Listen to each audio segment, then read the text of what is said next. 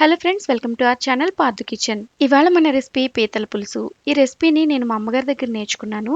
తక్కువ ingredients use చేసి చాలా టేస్టీగా ఈ పీతల పులుసుని ఎలా ప్రిపేర్ చేసుకోవాలో ఈ వీడియోలో చూద్దాం. ఈ రెసిపీ మీకు నచ్చినట్లయితే తప్పకుండా లైక్ చేసి మీ ఫ్యామిలీ అండ్ ఫ్రెండ్స్ కి షేర్ చేయండి. రెసిపీ స్టార్ట్ చేద్దాం. ముందుగా పీతలను ఇలా శుభ్రం చేసుకుని తీసుకోవాలి. ఇవి మీడియం సైజ్ నల్ల పీతలు.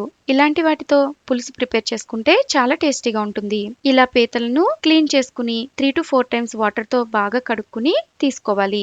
వీటిలో 1 స్పూన్ కల్లుప్పు, 1 స్పూన్ పసుపు, అలాగే 4 స్పూన్ల కారం యాడ్ చేసుకుని ముక్కలకి పట్టేలాగా కలుపుకుని ఇలా బాగా పట్టించిన తర్వాత మూత పెట్టి పక్కన పెట్టుకోవాలి. తర్వాత నేను తీసుకున్న పీతల క్వాంటిటీకి సరిపడా, అలాగే నేను యూజ్ చేస్తున్న చింతపండు పులుపుకు తగ్గట్టుగా 100 గ్రాముల చింతపండుని యూజ్ చేస్తున్నాను. ఇలా తీసుకుని శుభ్రంగా క్లీన్ చేసుకుని వాటర్ లో బాగా నానబెట్టుకుని ఇలా రెడీ చేసుకుని పక్కన పెట్టుకోవాలి. తర్వాత 3 మీడియం సైజ్ ఉల్లిపాయలు, అలాగే 4 పచ్చిమిర్చి తీసుకుని 2 ఉల్లిపాయలని మెత్తని పేస్ట్ లాగా ప్రిపేర్ చేసుకుని ఒక ఉల్లిపాయని చిన్న చిన్న ముక్కలుగా కట్ చేసుకుని పెట్టుకోవాలి.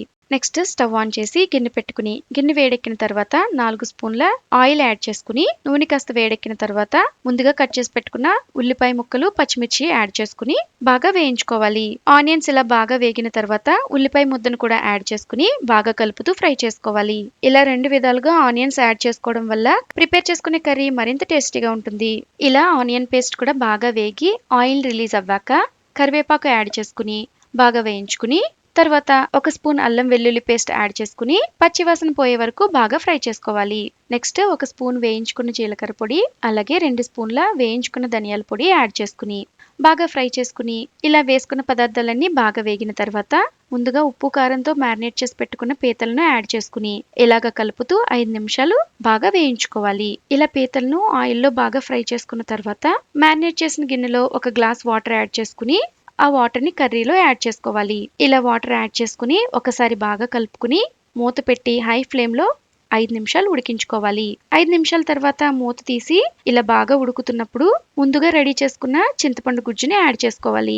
ఇక్కడే ఒకవేళ మీరు ప్రిపేర్ చేసుకున్న పులుసు మరీ చిక్కగా అవుతుంది అనుకుంటే కాస్త వాటర్ యాడ్ చేసుకుని అలాగే సాల్ట్ తక్కువ అయినట్లయితే యాడ్ చేసుకుని ఒకసారి బాగా కలుపుకుని ఫ్లేమ్ ని మీడియం లో పెట్టుకుని మూత పెట్టి 8 to 10 మినిట్స్ కుక్ చేసుకోవాలి.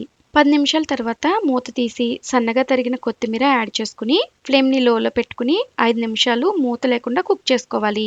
ఇలా కర్రీ బాగా కుక్ అయ్యి ఆయిల్ రిలీజ్ అవ్వగానే స్టవ్ ఆఫ్ చేసుకుని వేడివేడి రైస్ తో సర్వ్ చేసుకుంటే చాలా బాగుంటుంది.